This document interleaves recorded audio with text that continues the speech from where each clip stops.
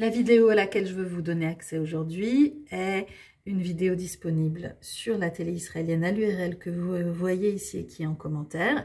Elle parle de cet homme qui est un psychologue clinicien et de la poupée qu'il a créée pour les enfants qui ont subi un traumatisme. Je veux vous faire rencontrer un bon ami à moi qui s'appelle Chibuki, ça veut dire mon câlin en hébreu. Chibuk, c'est un câlin. Vous êtes prêts à le rencontrer? Le voilà, c'est Chibuki. Et donc, ça fait un moment que ces enfants sont dans un hôtel. Et donc, on leur demande comment ça va et ils disent ça va, ou on peut jouer avec des amis, ou on joue principalement à cache-cache. C'est ce que dit cet enfant que vous voyez ici.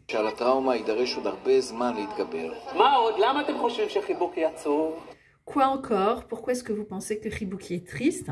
En posant cette question, il leur permet de projeter et de projeter sur la poupée quelles sont les raisons de sa tristesse et donc d'exprimer eux-mêmes leurs propres difficultés de façon médiatisée. Médiatisée dans le sens, il y a un média, il y a un intermédiaire.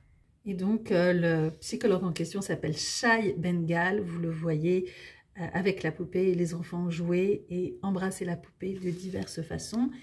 Et là, il dit, c'est pas seulement une poupée, il y a différentes parties de son corps qui permettent justement de faire des câlins de façon diverse à cette poupée.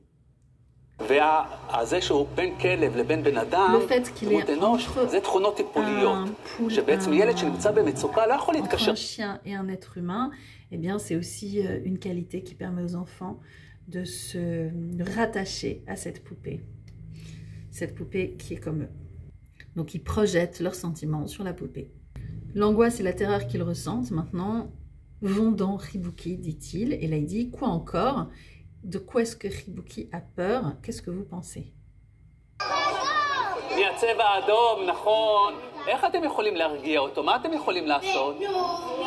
Là, il demande qu'est-ce que vous pouvez faire avec eux, avec Chibuki, qu'est-ce que vous pouvez faire pour l'aider?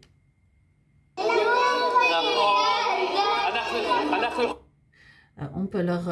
et par exemple, là, vous voyez, on peut lui chanter des chansons. Il cite une berceuse israélienne connue. Il dit oui, bien sûr.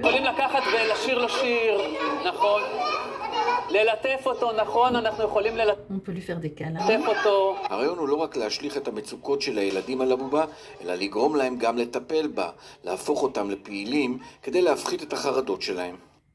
Et là, le journaliste explique que l'idée est de s'occuper de la poupée, ce qui rend les enfants actifs.